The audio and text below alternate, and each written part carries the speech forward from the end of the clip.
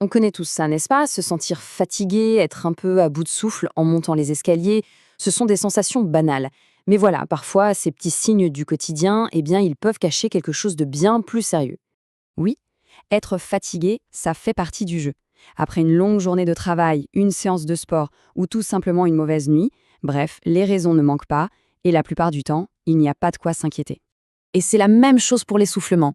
On court pour attraper le bus, on monte quelques étages un peu vite, et hop, on a le souffle court. C'est juste le corps qui réagit à un effort, rien de plus normal. La vraie question, c'est où est la limite? À quel moment est-ce que ces sensations si communes devraient nous mettre la puce à l'oreille? Bon, pour y voir un peu plus clair, on va commencer par la base. De quoi parle-t-on exactement? Alors voilà, d'un côté, on a la fatigue, cette baisse de régime physique ou même intellectuel. De l'autre, l'essoufflement, cette difficulté à respirer quand on bouge. Ce qui est super important à comprendre, c'est que pris séparément, ce n'est souvent pas grand-chose. C'est leur combinaison qui va tout changer. C'est vraiment là que ça devient intéressant. Quand ces deux symptômes se manifestent ensemble, ils ne racontent plus du tout la même histoire. Et c'est le cœur du sujet. Associés, ces petits signes qui ont l'air de rien peuvent en fait être le signal d'alarme d'une insuffisance cardiaque, d'où l'importance capitale de savoir les repérer. Heureusement, pas de panique, il y a un moyen mnémotechnique tout simple pour s'en souvenir. Un acronyme de 4 lettres. Allez, on y va. Cet acronyme, c'est EPOF. C'est vraiment l'info-clé à retenir. Alors voyons ce que ça veut dire lettre par lettre.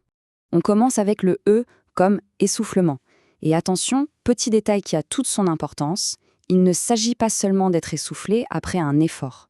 C'est aussi une difficulté à respirer quand on est allongé. Ça, c'est un indice que le cœur a peut-être du mal à faire son travail quand le corps est à plat.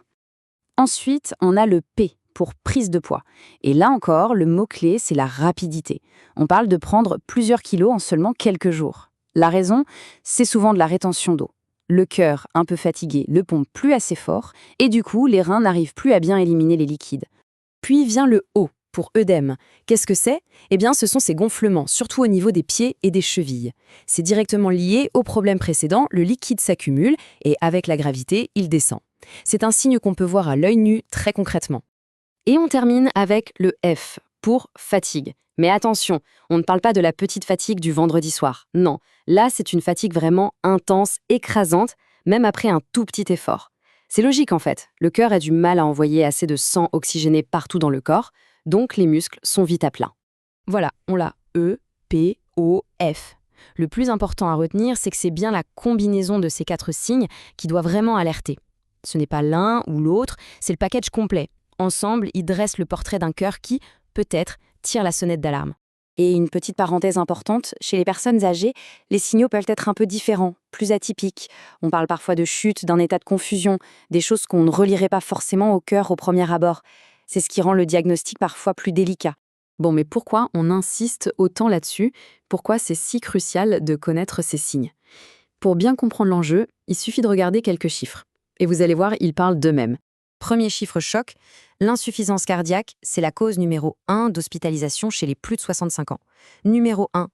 Ça donne tout de suite une idée de l'impact énorme que ça a sur la vie des gens et sur notre système de santé. Et ce n'est pas tout, prenez les personnes de 80 ans et plus, entre 15 et 20% d'entre elles sont concernées. Ça veut dire jusqu'à une personne sur 5. On voit bien que le risque grimpe en flèche avec l'âge. Mais le chiffre qui fait peut-être le plus réfléchir, c'est celui-ci. On estime qu'il y a 750 000 cas non diagnostiqués rien qu'en France. C'est gigantesque. C'est comme une épidémie silencieuse, avec des centaines de milliers de personnes qui vivent avec cette condition sans le savoir. Ok, on a vu les signes, on a vu les chiffres, c'est bien beau. Mais maintenant, la question la plus importante. Concrètement, on fait quoi avec tout ça? L'idée, ce n'est évidemment pas de jouer au docteur dans son coin. Le but, c'est d'avoir les bonnes infos en main pour savoir à quel moment il faut absolument décrocher son téléphone et prendre rendez-vous. Au final, le plan d'action est super simple. Étape 1, on repère la combinaison des fameux signes EPOF. Étape 2, on n'attend pas, on consulte un médecin. C'est aussi simple que ça. Et pour finir, une dernière pensée. Tout part de là en fait. Être à l'écoute de son corps. Apprendre à décrypter les signaux qu'il nous envoie, même ceux qui semblent anodins. C'est vraiment le premier pas, le plus essentiel pour prendre sa santé en main. Abonnez-vous pour 5 minutes de médecine chaque jour.